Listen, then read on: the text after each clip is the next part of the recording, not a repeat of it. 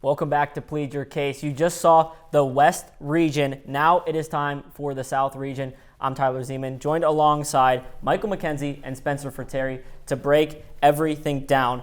It is the Houston Cougars that headline the South region as the 1 seed. They have Longwood in their first round matchup. It's a clean sweep for us. We're going Houston across the board. First round matchup in the South, the 8-9 matchup. Probably one of the more interesting ones. Nebraska as the 8, Texas A&M as the 9. McKenzie, we'll start down there. Who do you have? I'm going to go with Nebraska in this one. And I think Nebraska got a bit of a tough draw being the 8th seed in the South region with Houston as the 1 seed. I was lining up Nebraska potentially as an 8th seed that could get the victory over the 1 in the second round. They're a really talented team. Keisei Tominaga, Rink Mass, Wilcher. They got a lot of shooters, a lot of offensive talent on that team. They're solid defensively, not great, but solid on that end of the floor. But they're a really good, fast, efficient offensive team. I think they get the win over Texas A&M here, although A&M's riding off the high of beating Kentucky in the SEC tournament. That was a big win for Texas A&M to get themselves into the tournament in the first place, but I think it comes to a short end for the second year in a row. This 8-9 matchup belongs to Nebraska. Yeah, guys, I'm going to take A&M. I'm going to go against McKenzie, but I want to note that I think all of us have come to the consensus that these 8-9 matchups this year are super tough to pick. I mean, in past years, there's a team there's a 9 team that you think is better, but I mean, even last year's tournament, you started with the Maryland-West Virginia game, and that crushed a lot of our brackets early. But again, it's such a tough matchup. I love how Wade Taylor IV has played this year, 641 total points this year throughout the regular season, and through the conference championship, he looked great. So I like Nebraska, but give me the A&Ms. Yeah, Nebraska, it's their first NCAA appearance in March Madness since 2014, and they're still looking for their first all-time win, which is why I'm taking TAMU. Go Aggies. They were supposedly a bubble team coming in. They have 2 wins this season over Kentucky, and they beat your Tennessee team that you have riding hot to the Final Four. I like Texas A&M in this matchup. It's not the result they wanted in the conference tournament with the loss to Florida, but again, they have those wins that I think says a lot more than Nebraska. All I'll say is there's a first for everything. Okay. Moving down, the 5-12. It is Wisconsin out of the Big Ten. They lost in the Big Ten championship game to Illinois. It is the highest scoring Wisconsin team since 1994. They have James Madison in a 5-12 matchup. James Madison seems to be the popular pick here. Yeah, it's so weird because we all saw this, and I'm as Ohio State fans, we're all big OSU fans. I don't really want to pick Wisconsin, and it seemed like JMU, with them being 31-3, was going to be the upset. But the more talk came around, it seemed like more people were going to pick this, and then you bring everything else into play. It's like, well, maybe are too many people picking the JMU. So I'm going to go Wisconsin, also because they have a guy named AJ Storr who is almost identical to a man in the NBA named Anthony Edwards. Their play style is similar. He looks identical, and we never got to see an Anthony Edwards run in the NCAA tournament because of COVID. So I'm hoping that AJ Storr can kind of be that guy to show what Edwards would look like. But this Wisconsin team, when Storr plays well, looks really good. See, look, I thought the same way you did on Selection Sunday when I first saw this matchup. 31-win JMU, had a lot of steam heading into Selection Sunday, a popular 12 seed already going in to the selection process. And they draw a Wisconsin team who they had a good Big Ten tournament, but relatively from the start of February heading until their first game of the Big Ten tournament, they were ice cold. Then they get on a little bit of a run. They're hot. They didn't win the Big Ten tournament, obviously, but a lot of people picking this JMU team. It feels like everything tells you to pick this game. 31-win JMU team. They're riding high into the tournament. Wisconsin, they might have had a good Big Ten tournament, but relatively have been cold the past couple of months. The analytics tell you to pick JMU, but it's just that one matchup, that one upset that's popular that just doesn't come to fruition. And it's not like Wisconsin doesn't have dudes on their team either. They've got Chucky Hepburn, AJ Storr, Steven Crowd, Tyler Wall. They've got a lot of talented players on that roster. For that reason, and the reason of that gut feeling I have, I'm going Wisconsin. Yeah, James Madison, the Sun Belt Conference champs, one of 4 teams to win 30-plus games this season, but I'm going Wisconsin too. I was high on them into the Big Ten tournament. You broke it down. They were ice cold, but they found their rhythm, and they're riding that winning feeling. Next up, we have number 4 Duke, number 13 Vermont. I think it's a clean sweep here. Duke for all 3 of us. But you want to talk about a team that's riding the winning feeling. Number 11 NC State. They drew number 6 Texas Tech. 5 wins in 5 days. Their first conference championship game since 1987, or championship win since 1987. This is a team that's feeling it right now.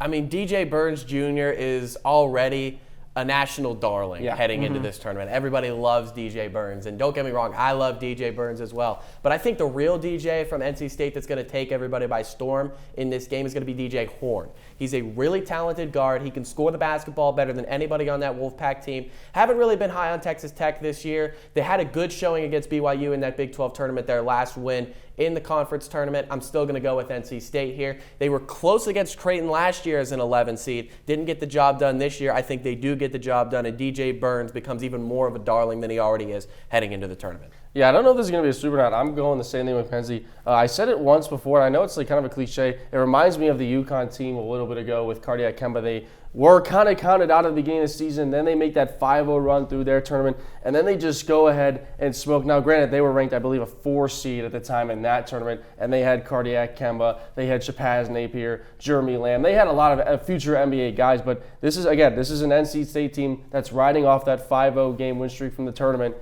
And now you come with a little bit of fire, and the question comes down to, can that fire, have they used up all their shots, or did they save some for the March Madness run? Yeah, and March Madness, it's all about analytics, but it's also kind of that gut feeling. And my gut is telling me go NC State in this matchup, so I'm taking them. Moving down, we have number 3 Kentucky against the 14 seed Oakland. Kentucky battling injuries, but it's a unanimous pick for all of us. We have Kentucky going into the second round. Up next, Florida as the 7 seed, going against the winner of Boise State and Colorado. They will go on the 10 line. Florida, they lost a huge member of their team in that SEC championship game, so they will be going into this tournament down a man. Who do you guys have? I still have Florida winning this game. I really like Will Clayton Jr. to be able to be their main scorer. He's got a lot of offensive prowess, but generally speaking, that Florida team has a lot of three-point shooting, a lot of three-point shooters on that team. They can spread the floor really well, speed you up, but they play a little bit of defense. I believe they're top 80 in Ken Palm's defensive efficiency rankings. You would say, for a Power 5 team that could make a run, that's not great, but considering how little defense there has been in the SEC outside of Tennessee this year, that's actually not a bad number. So I'm going to take Florida to win this game, but I don't think they're going to have any easy game this entire tournament, and no 7 seed really should. Yeah, it's going to be tough for Florida all the way through, but I am going to agree with McKenzie. Clayton Jr. has looked great all year long, and the part of the fun of March Madness is watching some guys you don't really hear names about come alive, like Doug Etter and guys like that who can just shoot the ball at will. Florida's got a lot of shooters. I'll take Florida over this one, but I have a feeling that Tyler's got a little bit of a different pick. I do too. I'm going to flip the pick, not so fast. I have the winner of Boise State, Colorado, and I have Boise State winning that game. They are 6-5 in quad 1 games, and they are 27 in the net rankings. I think Boise State is a little bit underrated coming out of their conference. And like I said, Florida playing injured, I think they're already going to be at a little bit of a disadvantage. Give me Boise State to move into the second round. And then the 2-15 matchup, Marquette as the 2 seed, Western Kentucky as the 15 seed. We all have Marquette, but I know you want to mention something, Michael Look, McKenzie. I got Marquette winning this game, but Shaka Smart is not the most successful March Madness coach. His teams have often disappointed. 2021 Texas, last year's Marquette team that was riding high heading into the tournament. Tyler Kolek, the main piece for this Marquette team. He is not necessarily 100%, while he might be 90%, not 100%, and Western Kentucky likes to speed the game up. Marquette's not a team that likes to play slow. They play at a moderate to fast pace. If Western Kentucky can make them play faster than they want to with an injured Tyler Kolek running the ship, if there's to be a 15 seed to win this year and make it 4 years in a row, it's going to be Western Kentucky. Very passionate over there, Michael McKenzie. You can take a breath. It's okay. Moving on to the second round, though. We sleep in May. Okay. Sleep in May. Moving on to the second round, though. For most of us, it's Houston, Texas A&M. I know on the end there you have Houston, Nebraska. Break down this matchup. Now, I think Houston's going to win this game. They got too much talent, way too good defensively. But Nebraska's going to give them a problem. Keisei Tominaga's going to make life hectic for Houston when Houston's on the defensive end of the floor. Rick Mast is going to step out and hit a couple of shots, spread the floor as well as Nebraska's big man. But in the end, I just think Houston's going to be too much. I think they're too good both ends of the floor. Too well coached by Kelvin Sampson to end up losing this game. Yeah, I'm the same thing. We went with the Aggies, Tyler, but I think Houston just looks too good. They got outed last year. I think this is kind of a little bit of a revenge tour through them, and it's going to be a real tough matchup for Texas A&M if they even are able to stay into that game. But I've got Houston coming out of that game alive. Yeah, Houston, the second overall number 1 seed in the tournament. They had that big loss in the Big 12 tournament against Iowa State in the championship game. I think they're going to have a little bit of a fire, and unfortunately for Texas A&M, that's where the run ends.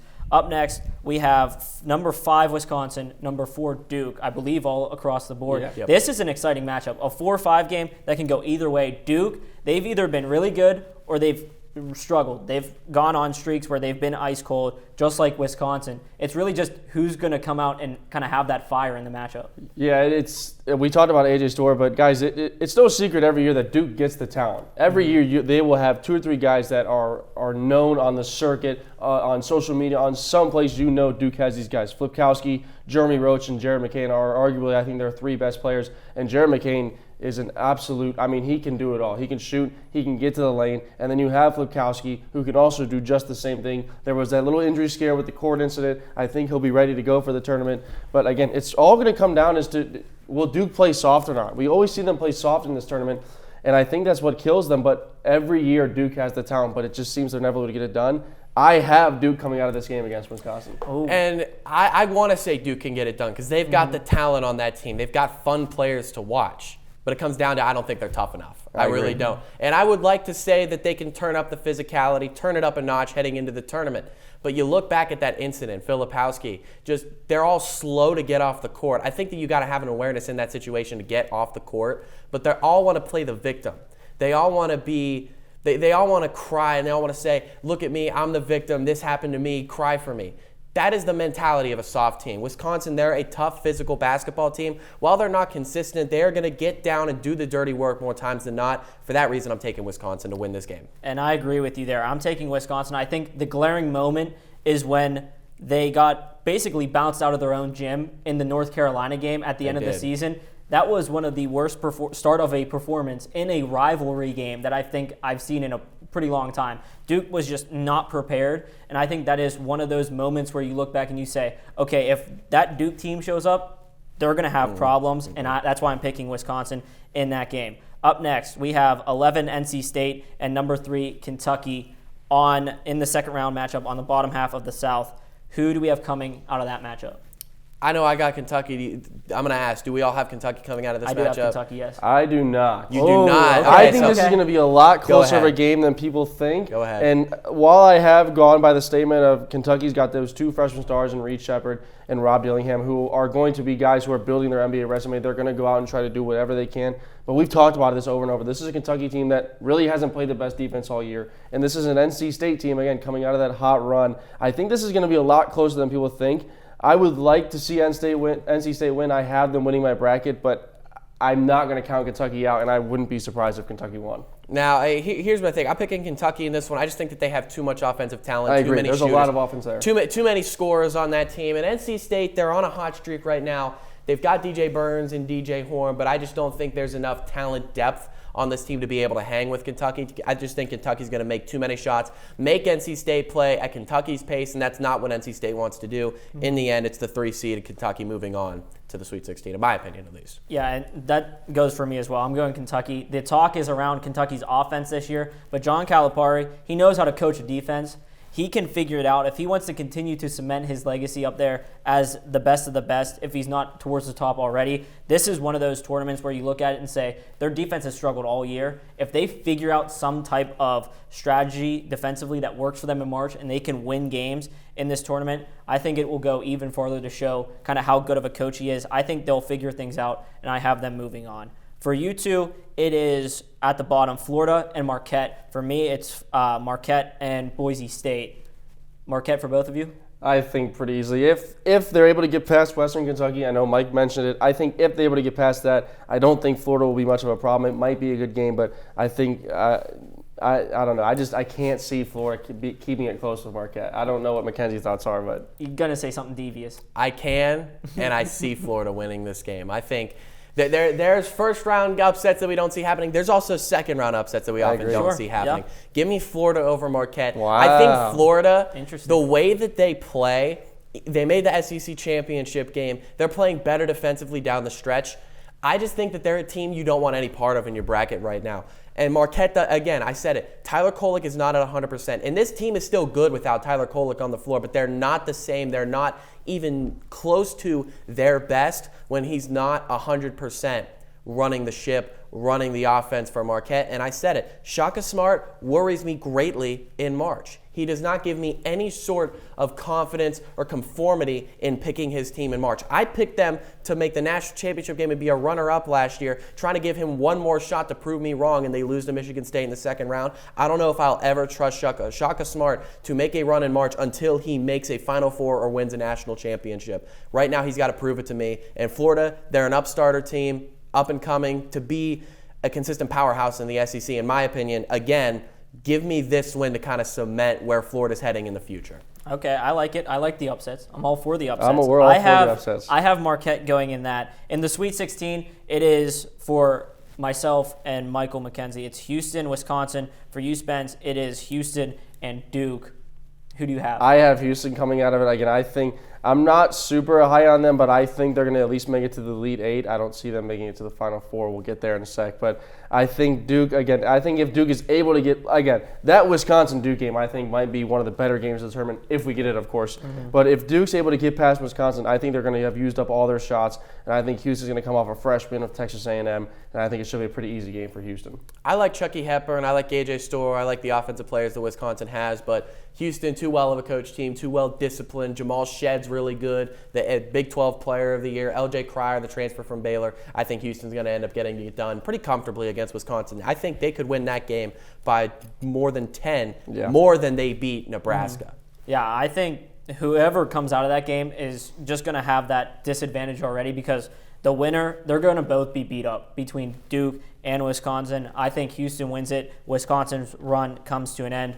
Down at the bottom, Kentucky, Marquette. For most of us, you have Kentucky and Florida. Who do you have winning that? Does Florida continue the momentum? Yes, they do. I think they do. Kentucky, in Ken Palm defensive efficiency, they are in the 120s. Florida was right around that mark until the last 3 weeks. They have jumped up to 84. Both teams are top 15 in Ken Palm offensive efficiency. While Kentucky's higher than Florida, Florida's pretty close. Will Clayton Jr., I really like what he can bring to the table for Florida. They got a lot of three-point shooters that can space the floor. They're going to miss their big man and that presence down in the post, but I just think Florida is going to be able to play at multiple tempos. The speed of the game is going to be different at different points, but no matter what, Florida's going to be comfortable. I think they're going to upset Kentucky here and make a 7th-seeded run to the Elite Eight. Spence? Well, I have NC State versus Marquette, and while I would love to keep watching this NC State train go and go and go, I just see Marquette being too much for them. And I know we talked about how we can't trust the coaching, but I think if they're able to get to this Sweet 16 spot, I think you can really just count them in to the Elite Eight. I think they easily beat NC State. I have Kentucky rolling over Marquette. They go into the Elite Eight against Houston. So my Elite Eight matchup and the potential winner out of the South will be between Houston and Kentucky. McKenzie, it's Florida and Houston for you. Who wins the South in Dallas, Texas? I think it's Houston. I just think Houston has too much. They're both ends of the floor here. I think that Houston is just going to end up being a buzzsaw for Florida. They can play so well both ends of the floor. I'm a big Jamal Shedd fan. LJ Cryer has been very solid as the second option for that offense. Just give me Houston to the Final Four. I know it's generic. I don't want to pick a 1 seed to make the Final Four in this region, but I just think you have to. I think they're too good. Well, how will we go from 1 to 2? I love Houston. I love Houston and Marquette matching up against each other, and I love Houston what they did. But that last game against Iowa State just scared me a little bit. So with that being said, let me roll along with the number 2 seed. Give me Marquette into the Final Four. Okay. I have Houston, Kentucky, and I have Houston winning this game simply because coming out of the Midwest, I have Creighton, and I don't see 2-3 seeds matching up in the Final Four out of the same half of the bracket. So I'm taking Houston for that reason. They've been one of the better teams. I think they're the quiet pick under UConn. I think UConn's a way too obvious pick. So I have Houston coming out as the 1 seed from the South. Any final words before we send this over to the Midwest region? Got anything, Spencer? We've got 1 day till it begins, fellas, and I mean, boy, I couldn't be happier. I will say I got Tennessee winning the whole thing. I'll leave it at that. Okay. Well, there it is. For Michael McKenzie, Spencer Frattare, and Tyler Zeman. That'll do it for the South region. When we come back, Darian Allensworth and company will have a breakdown of the Midwest. Sports information and athletic communication majors here at Waynesburg University take on the responsibilities of the pros. As a sports information athletic communication major, you'll take on tasks such as talking to coaches, public address announcing, tracking and spotting live stats, as well as running those stats to the TV and radio announcers, and keeping the crowd occupied with the live video board. We have alum currently working for the Washington Wild Things, Akron Rubber Ducks, the Miami Dolphins, and numerous Division I programs. So what are you waiting for? Come here and join us at WU.